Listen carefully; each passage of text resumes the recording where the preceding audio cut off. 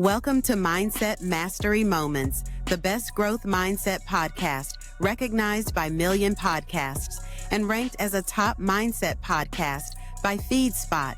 We're proud to be in the top 1% on Listen Notes. Join Dr. Alisa Whyte as we explore powerful insights and strategies to elevate your mindset. Let's dive in.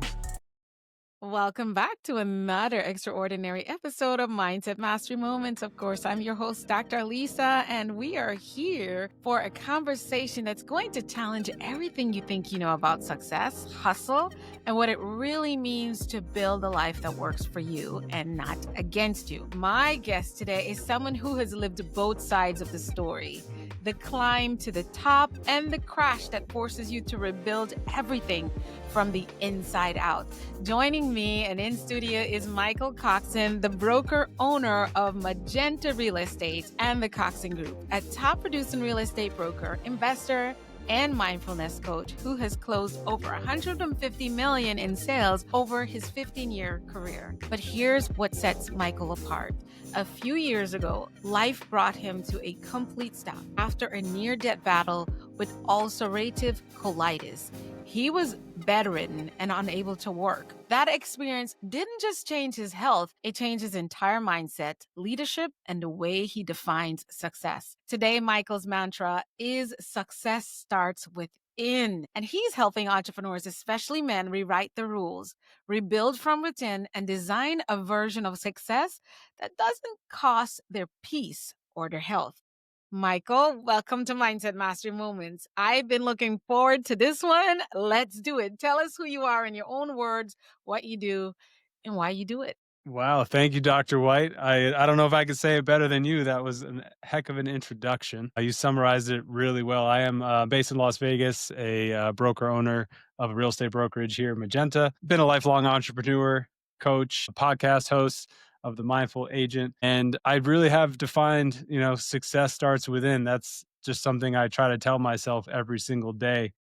Mm-hmm. Going back to that, you said especially men, that I work with especially men, and it kind of, I love that. and I don't want my ladies out there to tune out, but you guys have a softer, you're allowed to be softer, you're allowed to have a more sensitive side, you're allowed to be the yin to the yang, and men are supposed to be all yang, but we are all one and need to have balance in our life. And whether you're male or female or something in between, you need to define your own success. So that's just something, it's a mantra I live by because I learned it. I had to, unfortunately, go through a very traumatic experience with my health. You mentioned ulcerative Mm, colitis. It literally brought me to my knees. I am a 6 foot mm, male who weighed 115 pounds during that crisis. wow. I was literally Wow. skin and bones. And when I say it literally brought me to my knees, I once broke my foot getting out of bed. I was so frail. And Mm-hmm. I also fell on my face getting out of a rocking chair because I had zero quads and they were gone. Wow.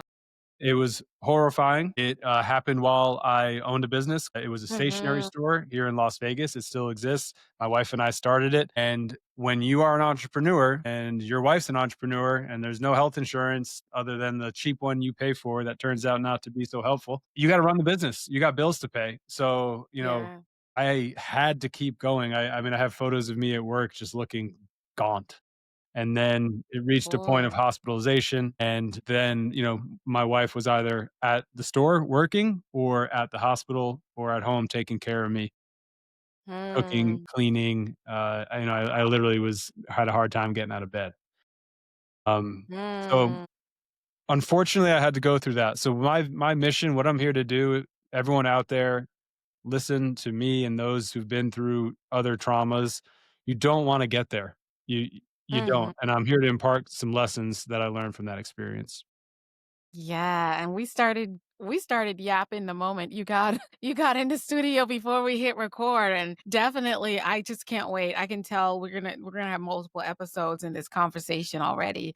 But here's the thing, you chose something radically different with after coming through that experience. What I want to ask you, what was going through your mind in that season? What mindset shift helped you start to rewrite your own prescription of life based on where you were at. You mean literally, I'm thinking 6 foot 115, that definitely is skin and bones and almost no like how energy I can imagine. Yeah. Yeah, we're gonna go deep early. When you Yeah. start to lose your body, literally, Mm, mhm, mindset, I actually began to disidentify with my body, and I mm, realized that I was a soul. I was mm, me, the same me that was 6 foot 115. That's now 6 foot 185. It's the same me that was a 12-year-old boy and a 5-year-old and an infant in the wound. I've always been me. That is the mindset that completely shifted. mm, Um, yeah, I believe we're all here to learn lessons, to help one another grow. And I think that's why I'm here, frankly, to talk about this story. So the mindset was I'm a timeless being and I'm here to grow. And I'm going to start with that. So, how did I grow? It began with a lot of visualization. I have very vivid memories of sitting on my front porch, when I could get out there in the sun, just trying to get some mhm, vitamin D on my face mhm, and visualizing healing from the inside out. mm, Literally had ulcerative colitis involves having large lesions, ulcers in your intestines. I just began visualizing those ulcers being healed. Visually, healthy pink tissue covering over the wounds. And I would spend many minutes to hours a day, a week. It was part of my routine, starting there. And you can immediately feel the impact in your body and it starts to relax. So mhm, there's 2 different ways to we're living, all of us, you, me, and mm, everyone listening. We're either living in resistance or we're living in allowance and letting go. mm, mm. Resistance causes illness, blockages. When I finally allowed, instead of "Why is this happening to me? I'm gonna Yes, fight this disease," I actually just began to just allow it, like, yes, accept my current reality. So wherever you are in your life, in your career, in your illness, in your health, accept it as your current reality. And know yes. that the bad news is everything changes, and the good news is everything changes. Oh my gosh. Okay, we're done. If you all you we can wrap now We went because deep listen, early, doc. I'm sorry. everything that's what we do. That's what we do. And I'm saying we can wrap this up because like if this just what you just gave us, if we just took that and rumate and just feed on it daily and unpack it and repack it, unpack it and repack it, it will transform everything about your life. And if you're watching the video, you're going to see my face, you're going to see my expressions because it sound like listening to Michael, and I almost teared up because he's telling my story. This is why I became an NLP practitioner and hypnosis because, and I'm so big on mindset because everything about my journey, the doctor says you won't be able to, you can't, you won't, you can't, you won't, you can't, you won't, you can't, Yes. you won't, you can't. And it was all that with everything I've gone through. And that what you just described, Michael, where you said, I literally started to accept and embrace where I was. But then I started to have the vision and create the vision of my cells, of my blood, of everything just functioning healthy. And I would stay with there and enjoy it. But then come back to the reality that I need help to get out of this bed, that I need, but it was all in my mind steps to getting to where I was going. But that allowance, and I think one of the glorious you said the good news is that things change and the bad news is that things change.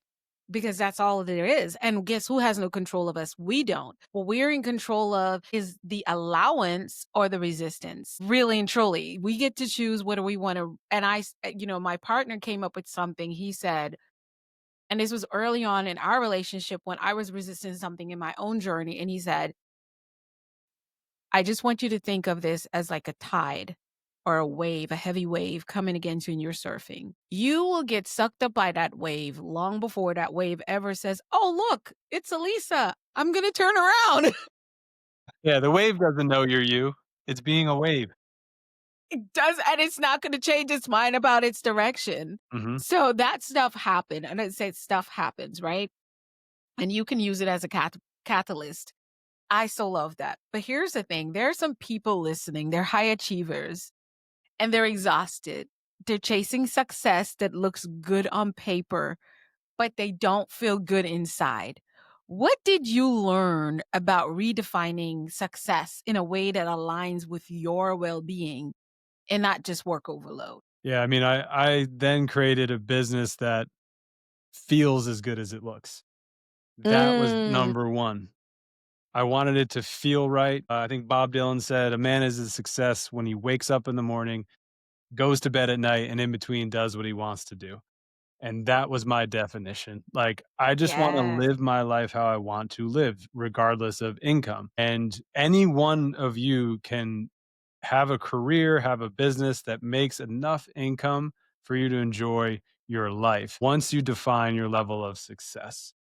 So I think we were talking about this prior, but it was ironic when I changed that mindset to focusing on what I enjoyed, what my process was, doing the things I loved, which for me it's people. I'm a active real estate broker. I transact 20 to 40 transactions a year. My favorite part are talking with people and helping people through their problems. I am terrible at paperwork.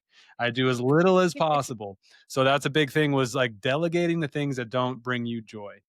I'll mm, steal one from Marie Kondo. If it doesn't spark joy, get rid of it. And I'm not talking about the clutter in your closet. I am talking about that, yes, but in your careers. If you don't like doing the yes, books, get a bookkeeper.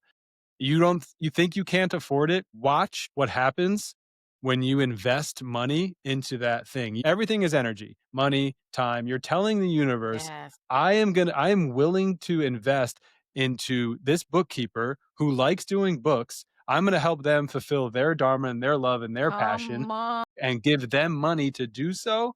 And the universe is like, cool, yes, here's money for you to do what you want to do instead. You're opening it yes, up instead of resisting.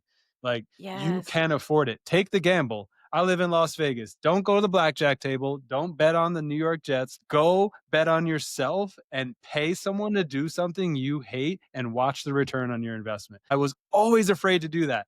Always. And yes, the whole experience I went through, I was like, life's too short. Do I want to yes, get sick and die, literally, yes, or do I want to pay someone to do my books? Right. It becomes yes. when you get really ill, things get very clear about what's Come important. on. Yeah. And whatever you're Yes. going through, trauma, family issues, divorce, death, even if it's not you going through like an illness, you see something happen in your life. We all have our stories. My mother, I love her, multiple cancer survivor, this woman, Mm, and every mm. I've seen her on death's doornail, and you just go, "What am I doing my books for?" Like, this person I love is in the room with me, and that's all I wanna focus on is her wellness. Come on. And when they're in the hospital, it's very easy to do, but when they're not, and you're just hanging around watching Netflix, like, look at your partner, look at your dog, your cat, and yourself and be like, "I'm so lucky to be here." Yes, the gratitude. And gratitude, again, you all hear it everywhere, but there's something to it that changes everything. It brings you to present, it removes you from past, and it removes you from the wishes for the future, and it brings you to present where there's just an unexplainable level for me, a word I would use for of peace. Because there are times I have anxiety, and not in a large scale, but I feel like anytime you're looking forward to the future and you're trying to figure it out and then it's just frustrating you over and over again, that's anxiety in my 100%. opinion. And if you're looking back and you're that's regret, and that is just stress, and that Depression. stress causes disease, depression, disease in your mind, which results as a disease in your body. Definitely So if true. you can come to the present and drink from the fountain, there is a fountain of youth there. There is a fountain of wealth there in the present, which is practiced a lot. If you don't know how to meditate and stuff like there, like a good meditation is like, oh my goodness, my orange blanket, my wonderful meal that I bought from Walmart. I don't know, whatever it is that you can look at, because you might not have a dog. Like, I don't have my Yeah. dogs. My boyfriend has dogs, and I get to spend time with them on and off, but they don't live with me, and I miss them. But when I'm with them, they remind me presence because the way they look in my eyes, it's like they're looking in my soul. And I'm like, I wonder if I look at someone the way these dogs look at me. Yeah. What would I see? And I tried it, and I see so much beauty in things. So thank you for sharing that with us. You wanted Thank to say you. something. No, you know what I mean? I just got a puppy, so I'm all about what you're talking about. They truly bring you in the present moment. It's a beautiful practice in mindfulness. And yeah, if you're alone, you reminded me of a meditation. I'll try not to butcher it, but it's called the 5 4 3 2 1, and it's like name just 5 Mm, things you can see. So this doesn't yes. involve you sitting, right, and meditating and om and saying Sanskrit phrases. Just what are 5 things I see? And then I believe it's 4 things I can touch, or Touch. or maybe it's hear, and 3 things I can hear, 2 Pick things one. I can smell, and 1 thing I can taste. And it's just an exercise that just brings you into your bodily senses and makes you realize Yes. who you are and where you are. So, yeah, I Mm, practice, mindfulness a lot, and I'm not a huge meditator. I'm not a yogi, doing headstands, and you don't sitting on a have to mountain. be. I do a little yoga and a little meditating, but to me, a meditation is just one conscious breath. It is. I love that you simplify that for us, Michael, because a lot of times we get into all the religious constructs of meditation. And I promise you, every religion has meditation in it. Whether you're a Bible reader, you read the Quran, whatever. Even the Bible talks about meditation on the Bible. So we're not even going to argue, but I love the simplicity of your definition, which is being in a conscious breath and a conscious awareness of your breathing. So whatever it does, whatever you do to bring you there is what you're defining as a meditation, and Yeah. I'm with you. Where am I? That's the number one question. Where am I? I'm sitting at my desk being interviewed for a podcast. Okay. Like now, here, what time is it? It's right now. I am not thinking about my future or my past. It's a waste of time. It'd be disrespectful to you and to me. So that is the number one meditation, is just feeling your feet on the ground and taking a breath and then going from there. It's an incredibly empowering and simple task that we all need to start doing instead of just speaking every thought. It's a big part of mindfulness is awareness of thought, Mhm. filtering. Like meditation slows you Mm, down where you're not mm. acting irrationally, speaking out of turn, speaking from emotion. Meditation has really helped me control my emotion and my word choice, which in business is so critical and in sales is so critical. Like I'm only a good salesman because I don't talk. I'm a like The opposite. I just ask good questions and listen, and that's a mindfulness practice. A lot of agents wanna f and it's their ego and things, like, they wanna feel like the master and the intelligent agent who knows everything, and I'm in control of this deal, or if I'm negotiating, I'm gonna win. Like, even when I'm negotiating, I just ask the other agent, I'm like, "Alright, what does a win look like to you?" And so many people will give you information if you just be quiet and listen. And that's mindfulness. So that's what I try to teach agents and teach people is like how to apply these Eastern philosophies to capitalism. Like how you can actually benefit financially from being, a Taoist or a Buddhist and taking some of Come these on. philosophies. Well, I really believe in yin and yang. Like, I'm not going to be that mountaintop meditator. I'm not going to be that It's Gordon not who you Gekko are. greed is good guy, but I'd like to Yes. be a little bit of both and have nice Yes. things and eat nice at nice places and sleep really well at night, knowing I took And care know of that myself. and know that money is going into your bank account. And I love what you said because that's the juncture I've been at. I did not define it, and I love that you finally give me the words for what my pursuit or my how I'm traveling on this life journey at this time is. I'm not going to sit here and be like, capitalism is bad. It's the bad thing that happened to humanity. It could be if you let it. But I feel like I call us light workers. We are the ones who we're living in a capitalist society, especially if you live in the United States. That's the language of the day. But you can also use that as a tool without it you becoming its tool. Because Yeah, that's for me, capitalism is to really put us humans in a place where we're all just a tool for yeah, whatever. mhm. And I just Cog in because the I don't wheel. want to label it right, exactly. So the smart thing to rise above it is putting this mindful state and understanding who you truly are and mastering ancient wisdom Some people will call it religion, whatever you want to call it. But for me, these teachings are so, and when I say they're consistent across all religions, I like literally know what I'm talking because I literally went out and studied these things in my earlier years. And that's why some people say, oh, it's the same. I'm not going to argue. Y'all can believe what you want. What I can tell you is that they all teach taking care of your mind, body, soul, and spirit. And And honoring thy brother, if you will, or honoring thy neighbor. these things are all consistent throughout all They are. religions and teachings. So we can't, if you bring it, there must be a reason why. We're focused on the 20% that divides us as opposed to the 80% that unites us Come on now. Come on on. every subject. Everybody wants the Yes. same thing. That's what I've learned. Like in my Everyone's the business, same thing. I've had the Yes. privilege of working with hundreds of human beings, and it just boils down to everyone wanting the same thing. Peace And and when they come security. to you as a real estate broker, they're talking about real estate to begin with. Mhm. But then when you, as you said, you listen, you start to realize they just really want the same thing I want. They want security. They want surety. They want peace. They want resolution. Yes. And that comes in the form of selling a house. It's not that they want this much money. And yeah, they say that, of course, and they do. They would love to Yeah. but you know what? They want the house sold at the right time for their family to make this important move in their life, or in a negative way, maybe to move on from a divorce or a death. They want resolution. They want to lay their head at night Mhm. and Mm. sleep well. That's the piece. That's That's what the I try to piece. provide. At the end of the day, I hear people and I go, okay, I'm going to take care of you. You can count on me. I'm going to do exactly what you need me to do to get this done for you. That's my sales pitch. And then I mean it and I back it up. And that sells, and that's why when I tell people I'm not a salesperson, someone's like, "You're a great sales." I'm like, "I'm not a salesperson." They're like, "But you, how do you get?" And then I realized why they're telling me. I mean, I kept wondering why do people say this? I believe it's, but you just listed.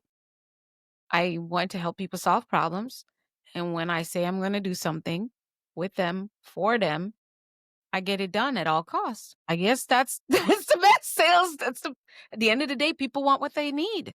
And you just have to deliver on your word. Quite simple. Period. Because they want And you surety. do I want that. to know Dr. White's going to do what she said and I'm good. That's all I want to know. I don't need to know the details. I don't have to like her hair, her religion, her girlfriend or boyfriend. They don't need none of that. That's none of their business. That stuff is all a distraction that we make up for ourselves. For the men listening, I have a special place in my platform for men. So any man or woman or system that provides for men, because I believe that men are the foundations of our society, not in a way that we're like, oh, man, great man is better or it's man's world. It probably is. But anyway, James I Brown was believe right. that I have a hierarchy in how what my beliefs, and these are my beliefs. I'm not saying this is Michael beliefs, but what if a man is in alignment with himself and his purpose and why he's on this planet, then the woman and the family he builds and the business he builds or the company he runs and his employees are going to end up prospering, right? So there are men who are listening. That's my belief. Again, I'm being very clear. It's my belief. I'm not speaking on behalf of Michael. He'll address it if he wants to. But for the men listening, especially those who are conditioned to equate worth with output, what does it look like to trade that constant pressure? And I get emotional about this, to perform for genuine peace and purpose because you've mastered it, Mike. Yeah, I would start with getting very clear on what the definition of output is. Mm. Are we talking about money? Hmm. Are we talking about presence with your family? Cooking a dinner? Hmm. Playing with your kids? That's all output. That's all productivity. So I'd get very clear on defining what output and productivity is. Mm. There's tons of studies about, where the happiness level of income is, and I don't know where it is today, 70 or 90,000. And after that, you don't get any happier. It's really true. Your base needs are met, that hierarchy of needs. You've got your roof over your head, you've got water, food. Now, are you there for your kids? Are you Mm. there for your spouse? And are you there for your community?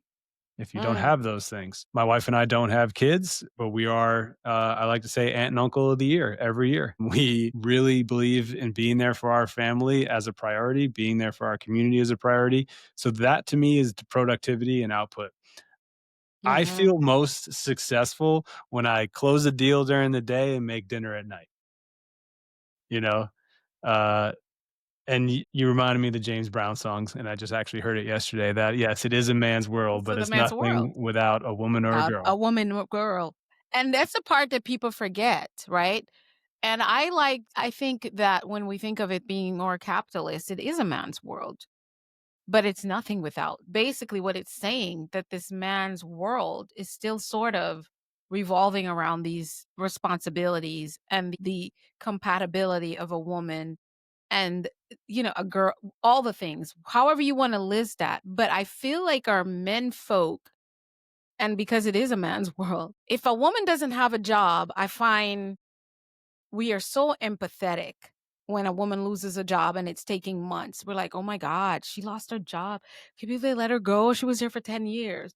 But after we do that for about 3 weeks for men, and then we're like, "What is he doing? Like, her man doesn't work. Like, she's paying all the bills." And we start getting really, "Yeah, what's wrong with him? Like, he's lazy or blah blah blah." And again, we will look at all the injustices for women. A lot of times we create the women's empowerment and we hear it all day, and I'm like, yo, you can't just build up one side of this coin. No, The it's men how needs to be productive empowered are too. you? Again, with that definition. So, I mean, in my family, there's very close people to me where the wife is the primary breadwinner, makes the most income. The husband makes some income, but is a father to 2 kids, and his Mhm. fatherhood is his job. He is Right, productive at fatherhood. He is right. a very good, attentive father who is treating raising his kids like a business. And I don't mean that in a cold way. I just mean like he No. takes it seriously and he's Yeah. productive, and as is his wife in her field. And that's what it's about. It's defining success. It's okay if you Your don't make the terms. money, as long as you're not a bum sitting around all day doing nothing and Right, not right, contributing, not being productive, then yeah, you don't have to go earn. And that's what right, I think that's the world we're stepping into as men. It's okay to admit that. Like we talk right, about, if you're not good at bookkeeping and your business, delegate it. Well, if you're not good at working a job or having a business, then be right, productive in your family and household. Like there's so right. many ways to be and give output to society. Be loving and kind and available. If you don't have kids, Yes. go Mentor volunteer. some young men for volunteering them because Yes. you're taking your bills. Like you said, you already hit the mark of success with money if you're making whatever the number is these Hmm. days. So I love that. I love that you said, what is output for you? And you said the key words for you. Hmm. Because if you want to measure up with the Joneses and keep up with the whatever everyone Kardashians. else says. Keep up. I know you can't say keep. I mean, I tell people that all the time. Like I say, I'm like, Joneses don't rhyme with keeping up. Kardashians rhyme, so it sounds better. But I try to exactly. You're gonna end up that's where I think the pressure is, really, is when the constant trade is coming from performing according to something that is outside what is good, right, and true for you. So once you're determining that and you know what your standard is, then just and again, that dynamic is between the man and the woman. Because for me, like I was married once and I know the things that my ex-husband was not into. And as I go down and chip away, and I'm like, well, this man loves to do his job and he's great at his job. And that's his big thing. And the second thing he would be really great at is being a parent. We didn't accomplish that, but that was him. If I'm asking him to go to college and get his degree, when he even wanted to try it, that's a nightmare. That's like you want to deflate him or make him feel miserable is let him have to go sit on a college campus, whether it's virtually or in person. His soul will be crushed. That would be way too much pressure. That will wring the life out of him. And so when you realize that, I'm like, I backed off. I'm like, okay, I'm the one who's getting this education. He likes to get his education through watching Yeah. docu-series and reading the newspapers. Yeah, that's you're projecting what works for you onto other people, which we are all very guilty of, Yes. and, our parents are very guilty of. Oh my gosh, they're the worst. You it's like, "This worked for me, so here's how it's done. I had to struggle and figure it out, so here you go. Here's the playbook, and you better follow it," as opposed to realizing everybody's got their own way of learning, everyone's got their own journey, and that's something you have Yes. to remember. And I'm very big on that with all coaching clients and with agents. I start off with what's your definition of success. If at the end of this call or the end of this session, what would mean success for you, as opposed to me just blurting out what I think works for me will work for you. That's funny. I close out our recording every time with that question because I think by now we have about 90 something different definitions of success. And I'm like, that is a collage we need to put together. Yeah. So I can't wait to like that would be its own like Oh, mini it's infinite. podcast series. Sure. Yes, exactly. And so, like you said, you've coached so many entrepreneurs who are doing all the right things, yet still feel stuck. You call it invisible walls. What are some of those walls and how can people start breaking through them?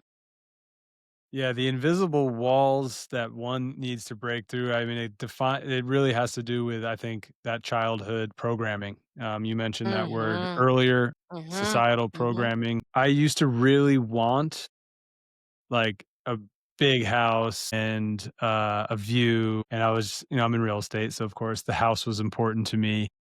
And my wife and I were lucky to build what you could consider to be a dream home. Not a big house, it's just the two of us, but like checked 90% of our boxes, right? And as soon as that house was built and we moved in, I was like, this is great. Okay, what's next? And I Mhm. realized I had this problem, this Mhm. wall I kept running into, which was a wall of Mhm. constant dissatisfaction. And for me, I had to break through that. Dude, you're never going to be happy if you can't stop and enjoy what you have and just be okay with it. And I Wow. turned around and I'm like, hey, do you want to sell the house? And my wife's like, no. I'm like, okay, so we're still here. What I had learned was I didn't need it. And just Mm. achieving it was like the cool part, the goal, like, wow, I did it, check. But instead of check, what's next? I just went, check. I'm gonna sit back now and relax. And did I stop? No. My success has continued to grow, and it's because I just detached from the outcome. So Mhm. that wall was for me. And again, you got to define it for yourself. And that requires a lot of introspection. And I'm here to help you, ask you good questions of you, because every soul is different. Every soul is on a different level and on their part of their journey. But what walls Yes. have you created? Has society created? Have your parents created that you are either confined by or afraid to break through? Another one from my personal story, Mhm. it's funny. I read that a lot of men will not make more income than their father. I can't quote the stat. Wow. There's a psychological invisible wall to earning more than your father. It's a respect issue. It's a subconscious. I don't want to emasculate or make him feel less than by me making more. Wow. And I went, oh Wow. my God. What was the percentage? I don't recall. I'm sorry. I I'm didn't gonna come look that prepared up with because that. I'm not surprised by that. I'm not surprised. Keep going. The year I read that and went, "That's me." Like, I had been stuck at what I knew my dad roughly had made, I didn't know exactly, and as soon Right. as I literally just realized that, I'm like, "It's okay to do better." In fact, that's what he would want, I think, and that year, Right. I made more than him, and it never went back. Like, it literally was that wall, boom, broken, and we're off to the races. That is crazy because when I was younger, we had a lot of training in my church. And I remember my pastor saying, if you want to know, he said this in youth group, if you want to know how the girl you're crushing on right now, what she's going to age and be like and look like, look at her mom. And women, if you want to know what kind of provider the guy you're crushing on is going to be, look at his dad. And I took that wholeheartedly because I was one of those impressionable people. And then I would look around. I'm always doing like these surveys that no one realized I was doing, and I was counting and looking. And I found that to be very, very practical. And it's funny because I look at it and I'm like, okay, so I actually look almost identical to my mom. It's almost spooky. Like, I would get on a call with her and it's like, boom. Or I'd look in the mirror and I'm like, oh my God, I look just like my mom. Yeah. And I remember a guy saying, yo, how old is your mom? You gotta be kidding, man. Your mom looks so young.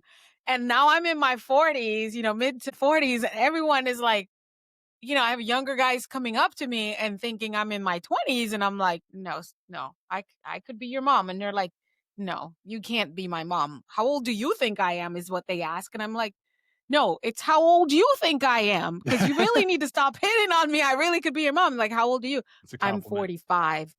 They're like, I'm so sorry. I'm so sorry. But I'm reaping that's my mom. And so looking at like my ex-husband, he did not make more money than his dad. And I find that once he made, honestly, I think he did, but just a little bit more. And this is why he would be so comfortable because, and I said it, I said, for all intents and purposes, you're doing better than almost all the men in your family. But this is how much more you can go. Don't get stuck there Yeah, he did. because you shouldn't even be comparing for any reason at all. When he says, "Oh yeah, I'm doing better than that one and that one," yeah, da, da, da, da, I'm looking at him like, "But you could do so much more. You're Mm. just sitting." Mhm. And I guess that's that unconscious bias and programming that he's not aware of, or Yes. we are not aware of, that we're susceptible to. It certainly is a subconscious and unconscious thought. It's so amazing. Like a lot of men I talk to are like, "Oh yeah, you're right." And those who are able to break through that wall enjoy a lot of success, and it's okay. And you have to remember again, you're your own person on your own journey, and your dad will be proud of you, not ashamed that you did better. Because we're all here to do better for the next generation, I think, and create Yes. a foundation for everyone to grow. So that's the goal, and remember that. It just takes a little bit of self-work. I'm a big journaler. I'm a big, like, just write it out, sometimes totally freestyle, sometimes Yes. structured, but, like, a lot comes from that. I mean, I'm journaling as we speak right now. It's just That like is so I saw your pen and I was like, "What is he doing?" yeah, and, That's you know, just it's funny, awesome. I'm gonna steal this quote from a notebook I had, but it's like, I'm not writing it down to remember it later, I'm writing it down to remember it. And there's something about just, like, it Wow. sticks in processes, so anything you're stuck on, any one of you out there stuck on Right. anything, just grab a pen and paper, don't type it, Mhm. especially on your phone, and just write. Yes. I don't care if it's legible, grammatically correct, just write. There's something that Yes. I'm comes gonna through slide over you. here. These are Journal. these are books. These are all journals. Wow, there you And they're go. not over the years. It's like Yeah, just and, the like, do last you 3 read them years. very often? I go back through them once in a while, Yeah, and you're like, but "Oh, you I see can where you tell you were." what's in what. I can pick up a journal and tell you Yeah, because neuroplasticity works so much better. You just when you write it, like you said, that quote is just so funny, but it's so real because you're remembering it now. You're actually programming yourself. yeah. When you do it, when you heard it, when you said it, when you write it, that's a 3-layer enforcement to your subconscious that will put you on an autopilot to move in the direction of whatever it is you're hearing, seeing, and writing and You listening. you mentioned gratitude earlier, so that's part of my morning routine is I journal things I'm grateful for, and it's just, like, amazing. It programs you throughout the day to start looking for, "Oh, I'm gonna put that in a journal tomorrow morning," and you start recognizing, things that are happening throughout your day that normally would just pass through, unconsciously, but now I'm very like, "Oh, that was a nice thing that that person said, nice compliment." Like, Yes. I'm gonna remember that for tomorrow, and it just gets a compound effect. Like, a lot of these things you mentioned the gratitude thing is almost like stereotypical at this point. Yeah, but But it's like it is for a reason. It's true. mhm, Like I've been mhm. doing a lot of these practices that we've all heard on podcasts and read in books, conscious breathing, exercise it's just all these things have become habits, eating right. I realize I look back on who I was when I got sick compared to who I am now. And like it feels so different, but all I did was just consistently do little things every single day. Come on. And Yes. all of a sudden, I'm like, I look back 10 years, I'm like, that guy was overweight, ate McDonald's, smoked Yes. cigarettes, drank too much. And like, I'm like, look at me now. And Now yes. it's these little daily habits. They're all so Little small daily habits. that become Come on. ingrained. Yes. And I journal about that. Like, I'm just grateful that I can recognize my growth. And you mentioned earlier, like, dissatisfaction is a symptom of the driven. Like a lot of Mm, entrepreneurs, you get your house, you get your car, whatever, that Rolex, and you're just like, again, yes. more, more, more. But that all stops when you just stop and count your blessings and you're like, I got everything I need. Stop. Yeah. Unless you really want to. Like, I love, your Richard Bransons and your Bezoses. Like, these guys want to make billions of dollars. Maybe we need to do something about how many billionaires there are. But like, if you want to be a billionaire, give me a good reason. Okay. Come on. Come on now. I want to know why, but like, Yes. being a millionaire is pretty darn good. You don't have Yes. to kill yourself to be a billionaire. And when you just focus on what you're doing every day, I find that I don't wanna say it kills your drive. Like, I know Mhm. one of you out there is going, "Well, like, yeah, this guy sounds like he's not motivated." I've never been more motivated, and I've never been more I have more, like, perspective on why I'm doing what I'm doing. Why you're doing, yes. More I more challenged them to value. just try it your way because I know they're not enjoying themselves if they're doing it the other way. I would agree. I've never met anybody great book, The 5 Regrets of the Dying. No one ever said, "I Mm, wish I worked more on their deathbed." 0 nope. people. And no one says, "Oh, I wish I would have bought that Lamborghini." I always I say, think there's more people saying, "I wish I would have driven my Lamborghini."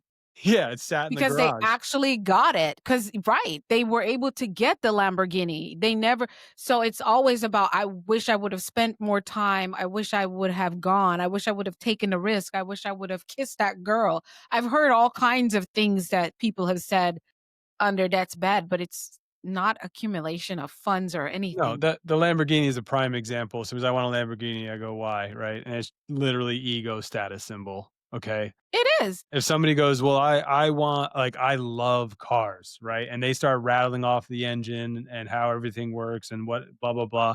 I'm like, "Okay, now I see why you want one. This is a passion of yours." Okay. Yes. There's a place in Vegas called Speed Vegas. You can go rent one and race around the track today, right? Go do that. Yes.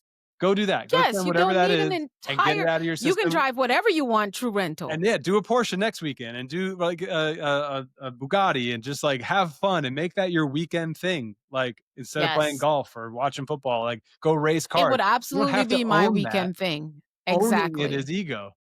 The thrill of driving Yes. it is what you want, right? If you're a car guy, Go go fix go it. do it. And like you said, it would be just you would realize, I'm so glad I don't really like how I've test driven my thing is I go test drive things. I went house shopping for like a year and a half before I was ready to buy a house.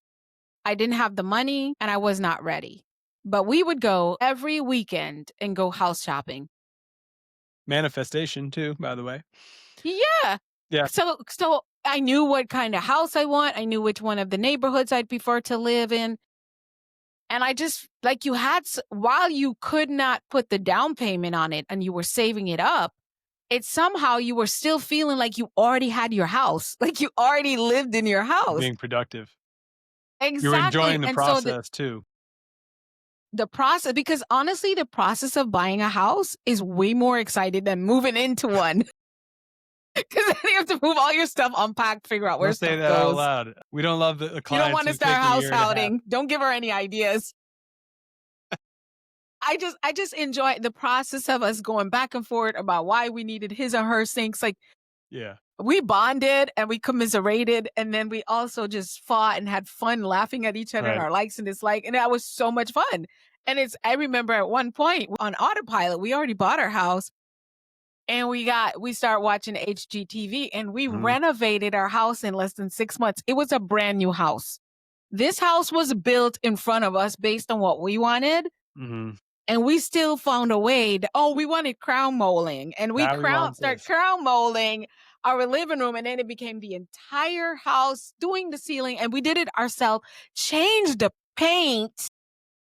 We were wild. When I changed the paint, now I needed new furniture because the paint, it was just and that's when I lived in a museum or a mausoleum because I wasn't doing that no more. And I stopped watching HGTV. I've never watched another. It's been over 15 years. I've never watched another episode because that was crazy to me. But I think what it is as humans, like you said, oh, I got the house. Now what? It is the thrill of doing and probably risking, and desire is something that lights us up. Mhm. And so my thing is figure out where you can use that energy when you know why you're here, what your purpose is, and you use that kind of energy, then a lot of things seem to just fade. Those things that are superficial just fade in the background. It's like bad wallpaper. That's just my idea. So I love that idea. I hope someone take you on to just go test drive it. Just go test drive it because you might Yeah, go realize rent it. you don't really like Lamborghinis as much as you thought you did because it was only attached to how people will perceive you to be if you drove one more than you actually enjoying one. Yeah, Maybe Honda Civics are really your thing. yeah. I mean, That's okay. for me, it's like I want comfort, whether we're talking about a house or a I want a car. driver. I don't yeah, right.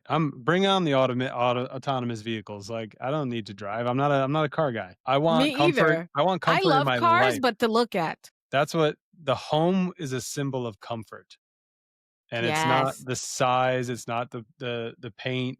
I mean, maybe it is in the sense, like, the paint makes you feel It comfortable. adds to the Like, warmth or the I cool got or to whatever it build is you're these looking cabinets for. behind me. I love this color. This is a Yes, comforting I love color that to me. color too, It just yes. makes me feel good. You may hate it.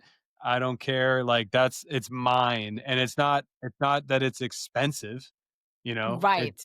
like, you got cabinets at your house. It's I do just too, yeah. you can look at your house that you currently have and make it the most comfortable palace ever. Yes, A and it could studio be a apartment. one-bedroom studio. It It's can what be. you do with it. Like, I listen to people and I'm like, "You don't need a new place. You need to be clean." Yeah, you need to clean this current place. And if you hate cleaning, hire it out. But while someone's cleaning your house, do something you enjoy and love or something productive, whatever you I define that. agree, and that's like I said, I told someone I would drive a Toyota if I can not owe someone for it, I can pay it off, and I'd rather pay for a driver that takes me where I need to be every day because I can do so much, and I don't like driving. I don't like the stress of it. Yeah. Give that to someone Yeah, else. would you rather drive a Bentley or be driven in a Camry? I'm gonna get driven because for me, my entrepreneurial lifestyle and what I do, I can do so much more if I'm gonna get stuck in traffic for 2 hours. I can take a nap, I can write in my journal, I can make a few phone calls and have a whole meeting, Yep. all that. Emails. Exactly. Yes. And then I'll have more time when I get home to spend with people I care about. So I think it's so powerful. So strategy alone obviously doesn't just move the needle when the story running in the back of our minds keep pulling us back. And that's basically what we went on and on. And I know that somebody's going to walk away from that. But what practices or mindset habits helped you personally shift from fear-based decision making to freedom-based leadership? Ooh, deep, deep I question. So know. what made me shift from fear-based to freedom-based leadership? I mean, I was Yes. never wow, I think I didn't like how I felt when I had fear-based leaders, when I pressured myself to perform, when I was Mhm. focused on the result, and that stressed me out. That kept me up at night thinking, "How is things gonna go?" You know, cold calling clients is something you've gotta learn to love in real estate, and Mm. I had a fear of rejection, Wow. and everybody does. I'm calling you out listening. You have a fear of rejection. You are in a phase of resistance to the outcome as opposed to allowance of the process. So that's Mhm. freedom when you're just allowing yourself to fail, when you're knowing Yes. and having faith that that is part of the journey is failure. I had a great guest named Jim Slack on my podcast, and I'll always remember that he plans his failures in his annual planning, in his business plan. He puts the failures in the plan, and what that Wow. does is when you come up against it, you go, cool, check. Got that part of the year over with. And it's Wow. as opposed to, oh no, my plan is ruined. No, no, you're still on your plan. You plan to Oh fail, my which yes. is ironic. They say failing to plan is planning to fail, but Fail. you Mhm. should plan to fail. It's You going to should, happen. because it's gonna Newsflash. happen. And be okay Mhm. with that. And it's just like, oh, isn't that freedom? Isn't that really freeing to be like, oh, I'm allowed to fail at Mhm. this? Cool. Let me make a phone call. As opposed to I have to Yes. get this sale. And a lot of people, myself included, I was in a lot of debt. I didn't love where I was financially. I was like, I need to get this sale. And that just reeks of desperation on the phone. Yes. It reeks in desperation in the meeting. When you're just calling from a place of freedom and like, I'm just going to make this call and then I'm going to make the next call and I'm going to make the next call. It's like fishing where I'm just going to keep throwing the lines in and have a great time fishing with my buddies. And oh, look, we caught a fish. All of a Yes. sudden the fish start biting. So life is energy. So get out of that fear mindset, get into that love mindset, that abundance mindset, do it via journaling, do it via visualization, affirmation, and watch the world unfold. And you have to do it with absolute faith. I am telling you, if you sit and visualize and affirm and journal all day long, ain't nothing going to happen for you. I believe in a combination of mindfulness, visualization, Mhm. affirmation, and then couple it with action, and you are unstoppable. It's a guaranteed formula for success. I love that. Oh, I love that. So here's the thing. Just pitching back to it dawned on me, of course, that you were also already leading and stuff before you got sick. Yeah. How did that experience reshape your actual definition of leadership itself?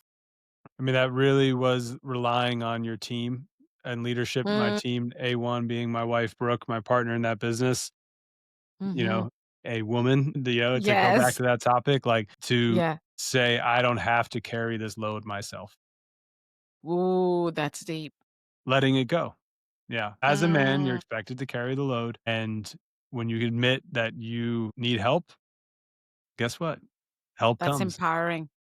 Because you don't ask for help because you're weak. You're asking for help to remain strong.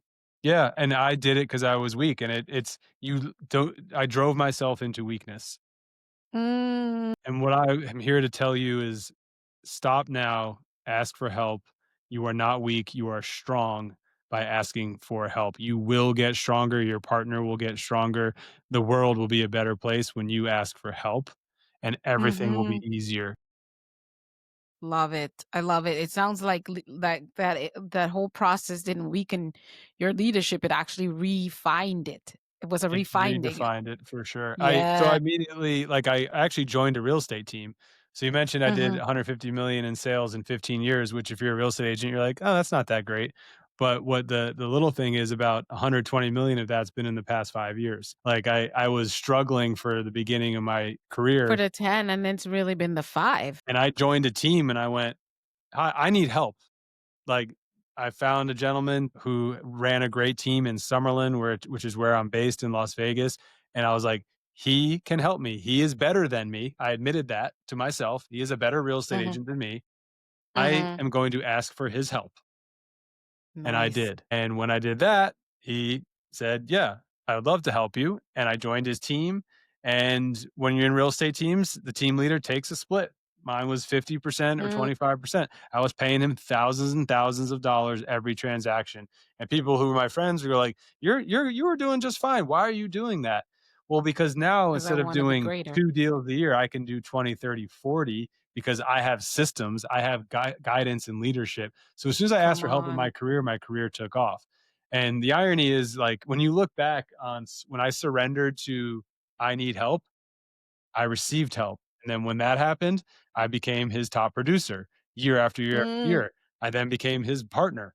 And then now mm. I own the brokerage with my wife. Like this journey that took off from being lost. Start from saying, "I Ask, wanna be better and I need help."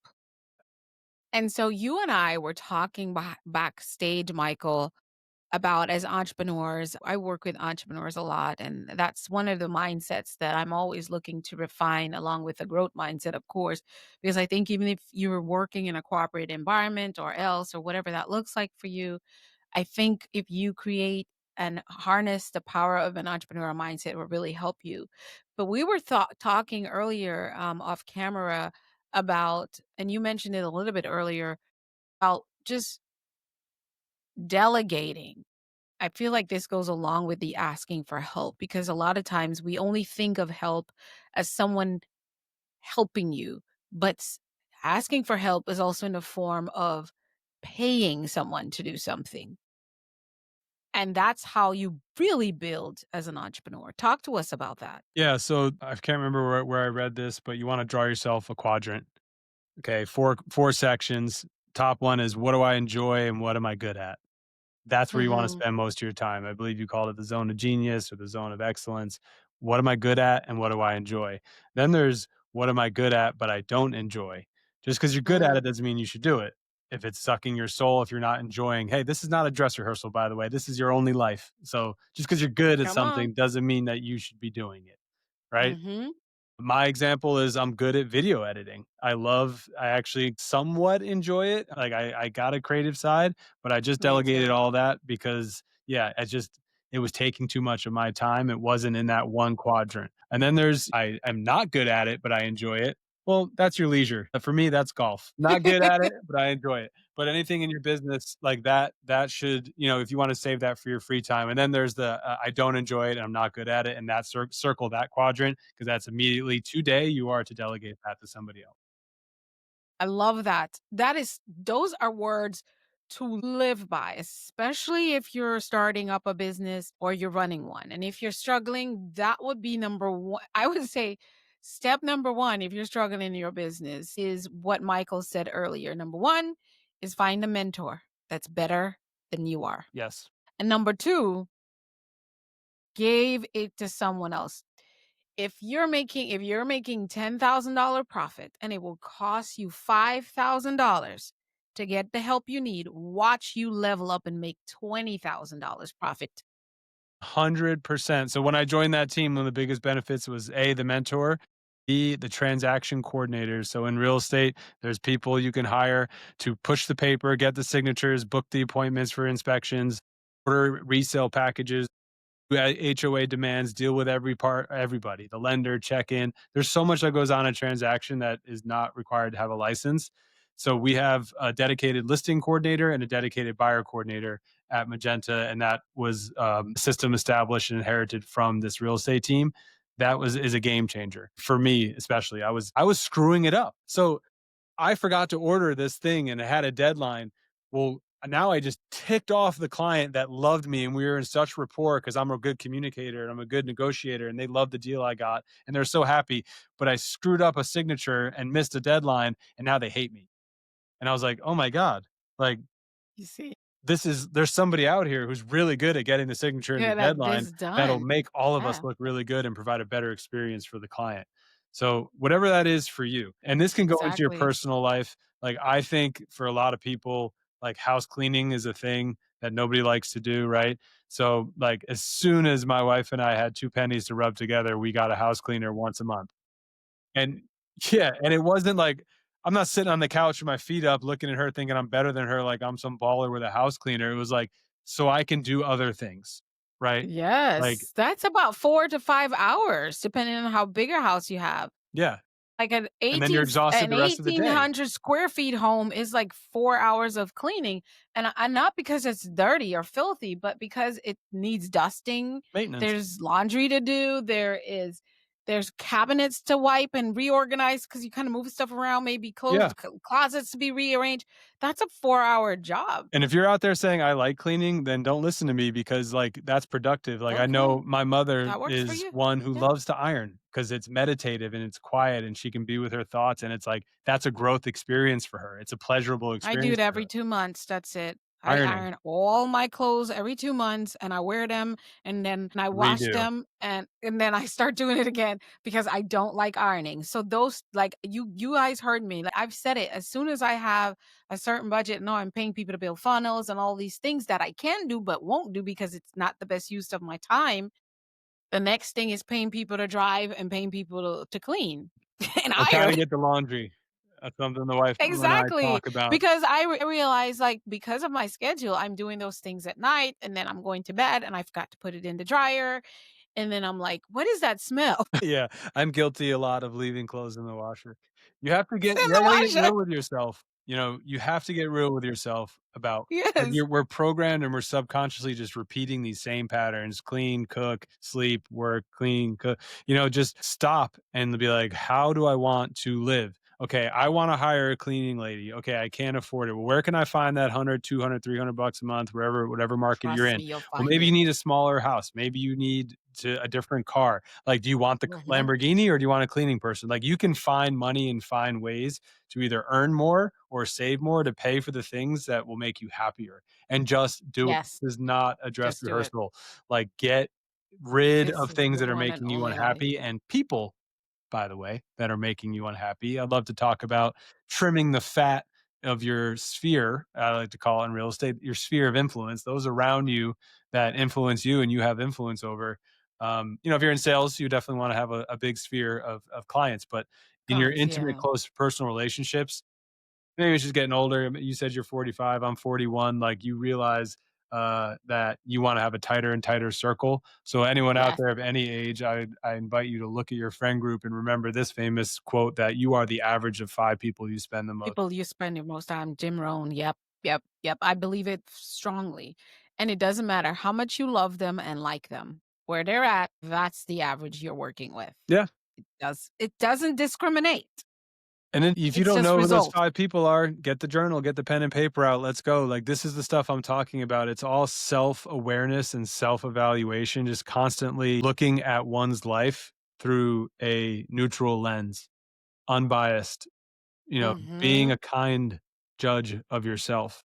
Self. Like we would do for anyone because some of us are so good at looking over at the people on our social media and think we can just sort them out based on Mhm. what we're seeing, Yeah. and we don't give ourselves that time of day. Yeah, like, if a friend calls you right now and they're like, "Hey, I'm having a problem with my spouse," you'd be like, "Oh, here's what you need to do." Like, you'd be very confident in your answer. Do that for Mhm. yourself. Do that for yourself once in a while. Like, how can I do better? And it comes from a place of love, not judgment. That's it. You're being gentle but honest and just working from that place Yeah. of what is it? I'm an open book. I mean, mine, I mentioned, like, carefully choosing words, right? And Mhm. filtering. One lesson I learned is that phrase, think before you speak. That's a good start, but what I've been trying to do now is actually breathe before I speak. And that's a conscious breath. So we can breathe in our lungs, of course, but we can also breathe into different, body parts like relaxation. We can relax our shoulders, breathe into our shoulders, into our knees. There's Mhm. very common meditations, guided meditations.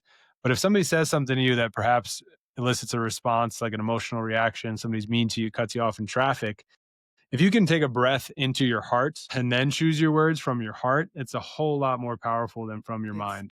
you speak very differently. You speak very differently. And that is one of the things I just shared with my partner. I said, one of the things I'm very cautious with, even though I want to give support and I want to give feedback, is what am I going to say, how I'm going to say it, and when I'm going to say it.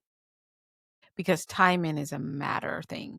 Or am I going to say it at all? And sometimes, come on now.